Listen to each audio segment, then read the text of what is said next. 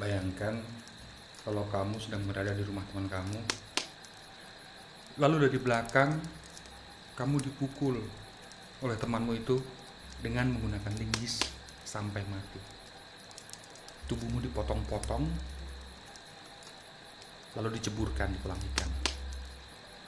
Selamat datang di Persami, perkemahan Selasa Misteri. Persami bukan jurnalisme investigasi, bukan jurnalisme data. Persami adalah jurnalisme yang bukan-bukan. Bersama saya Yantina. Dan saya Rifa.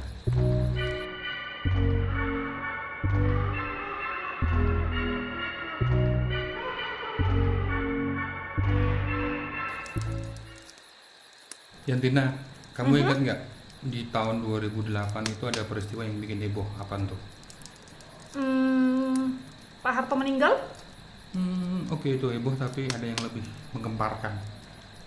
FPI nyerang aliansi kebangsaan di Monas?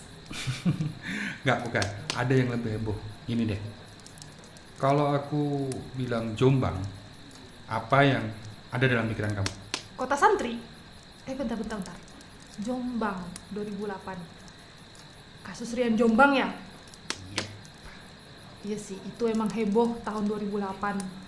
Aku tuh penasaran deh, apa yang ada di kepalanya Rian Jombang? Nah, di Persami edisi kali ini kita akan cerita tentang isi kepala Rian Jombang. Kasus Rian ini pertama kali terkuak dengan temuan potongan tubuh manusia di kebun binatang Ragunan, Jakarta Selatan pada sekitar Juli tahun 2008. Korban bernama Heri Santoso, 40 tahun, seorang manajer penjualan di sebuah perusahaan swasta. Suatu hari, Heri sedang berada di apartemen Rian di seputar Jalan Margonda Raya, Depok, Jawa Barat. Mereka bertemu untuk saling bermesraan. Tapi pada akhirnya berujung ke sebuah pertengkaran. Mereka main fisik, saling pukul. Rian terdesak waktu itu. Lalu ia lari ke dapur, mengambil pisau. Heri ini cowok apa cewek sih? Cowok. Oke. Mereka pun baku hantam lagi. Tapi kali ini Heri ambruk, bersimbah darah, dengan pisau menancap di ulu hatinya. Emang sebenarnya mereka kalian kenapa sih sampai ditusuk gitu? Pertengkaran ini diawali saat Heri melihat foto Noval di apartemen Rian. Heri tergoda dengan Noval yang ganteng. Kemudian Heri berusaha membujuk Rian, merayu Rian agar diperbolehkan untuk tidur bersama Noval. Sampai-sampai Rian diiming-imingi duit, tapi Rian nggak mau. Tapi tunggu dulu. Emang si Noval sama si Rian ada hubungan apa sampai si Rian sampai kesel dan bunuh si Heri? Pacar. Jadi si Rian itu pacaran sama Noval, terus punya gebetan si Heri. Pisau yang menancap di ulu hati Heri bukan akhir. Heri merintih kesakitan, tapi tidak membuat Rian berhenti. Heri diseret oleh Rian ke kamar mandi, dan akhirnya kepala Heri dihajar dengan tongkat besi dengan begitu keras. Heri langsung tewas. Di titik itu, dia memulai inisiatif untuk memotong-motong tubuh Heri menjadi 7 bagian. Mutilasinya cukup rinci. Pertama lutut korban, lalu kedua paha, kemudian tangan. Bahkan alat kelamin korban juga ikut dipotong. Dan bagian yang terakhir, leher. Ih, ngeri. Tapi setelah dipotong-potong gitu, tubuhnya Heri diapain sama si Rian? Potongan-potongan tubuh Heri ini kemudian dicuci bersih oleh Rian, dimasukkan ke dalam 2 tas, dan dibawa pergi oleh Rian menggunakan taksi. Kedua tas dimasukkan ke dalam bagasi taksi. Ia langsung pergi mencari tempat yang sepi. Setelah menemukan tempat yang sepi, taksi diberhentikan dan dia turun bersama tas yang berisi potongan tubuh Heri. Tas itu dibuang. Waktu dia naik taksi, apa si abang taksinya itu nggak curiga ya kayak dia bawa 2 tas kayak gitu? Rian mengaku kalau supir taksi yang membawanya tidak tahu menau bahwa yang di dalam tas itu adalah mayat. Jelang tengah malam, Noval datang ke apartemen Rian. Di situ, Rian mengakui segala perbuatannya. Kalau dia bunuh si Heri tadi. Iya. Terus reaksinya si Noval gimana setelah dengar cerita si Rian itu soal pembunuhan itu? Mereka berdua berfoya-foya. Karena setelah membunuh Harry, Rian juga mengambil dompet beserta isinya, HP, laptop, dan cincin emas milik Harry. Selain untuk foya-foya, dipakai buat belanja televisi dan barang keperluan sehari-hari. Karena Rian pindah ke sebuah kos-kosan di Pesona Kayangan Depok, di mana dia ditangkap. Penangkapan Rian dan Noval ini adalah hasil penelusuran dari pemakaian kartu ATM dan kartu kredit Harry, serta jejak CCTV yang digunakan polisi untuk melacak keberadaan Rian. Rian dan Noval ditangkap polisi pada tanggal 15 Juli 2008.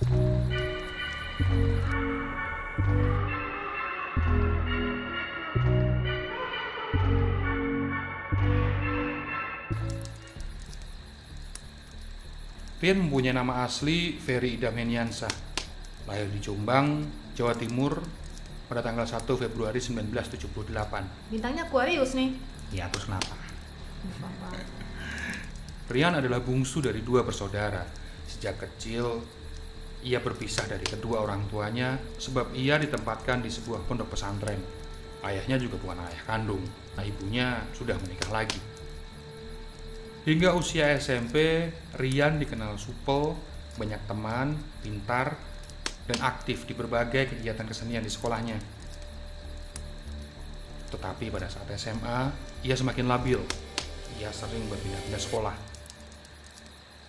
Terakhir, dia pindah ke Jakarta dan mengaku lebih betah di Jakarta. Walaupun sesekali ia memang pulang ke Jombang. Apa betahnya itu karena dia ngerasa diterima banyak orang gitu ya di Jakarta ketimbang di daerah kayak Jombang gitu? Ya mungkin juga karena Jakarta kan orangnya macam-macam ya, templok-templok di sana, macam-macam sifat, macam-macam karakter orang di sana, jadinya mungkin dia lebih nyaman.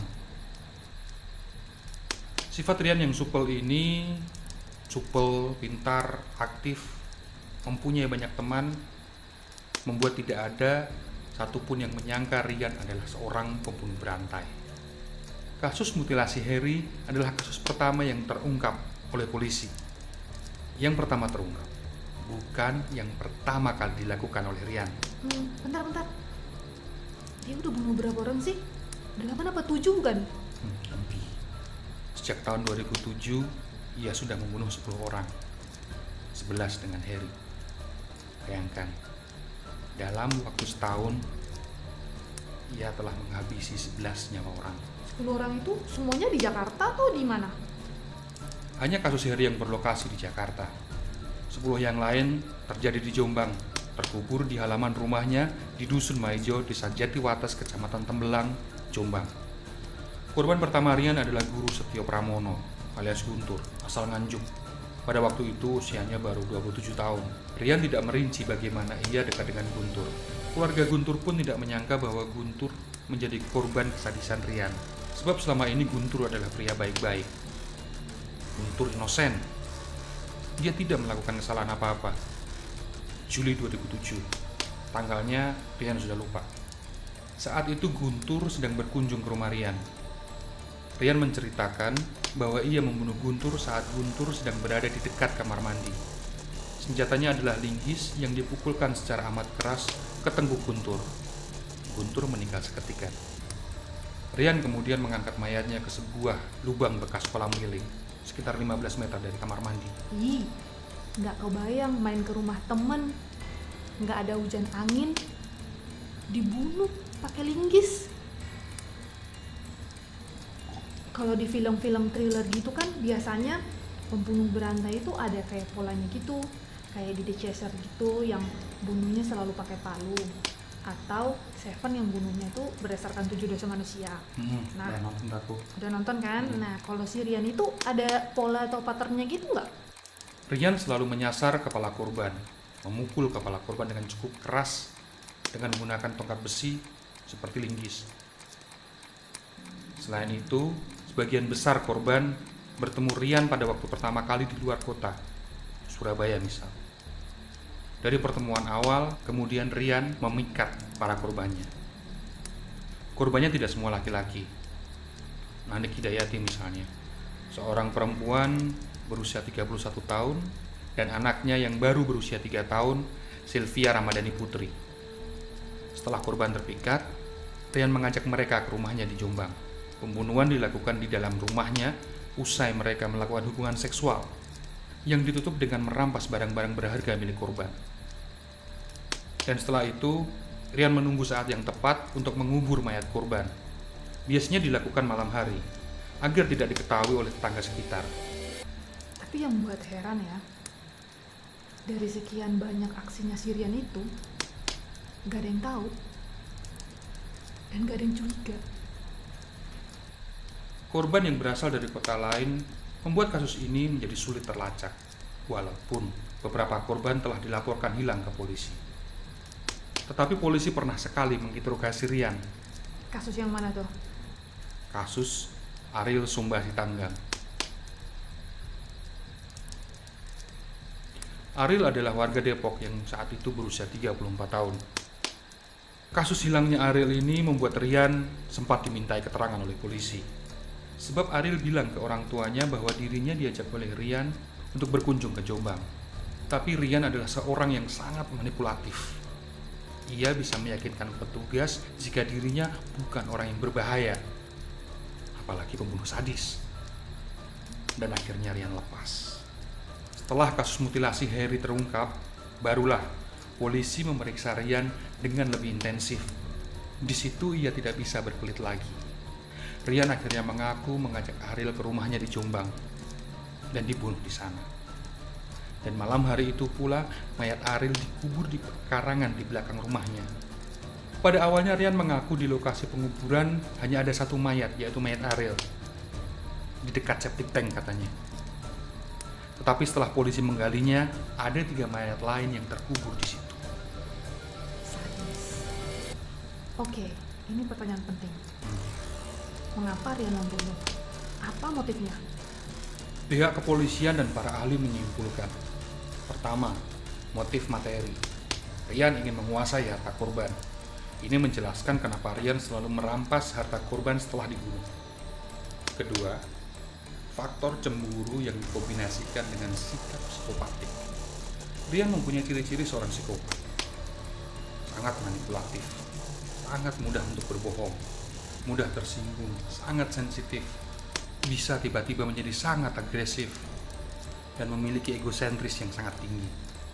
Jika ia menginginkan sesuatu, pasti akan sangat berusaha agar bisa mendapatkannya dengan cara apapun, tanpa melihat sisi-sisi moral dari manapun. Melanggar hukum, tidak peduli. Bahkan kata polisi, ia menunjukkan wajah yang ceria saat bercerita tentang pembunuhan dan mutilasi yang dilakukannya. Tidak ada rasa penyesalan, tidak ada rasa bersalah, dan tidak ada empati sedikit pun. Psikopat. Kata ahli begitu sih. Ketiga, faktor ini disinyalir menjadi akar permasalahan Rian.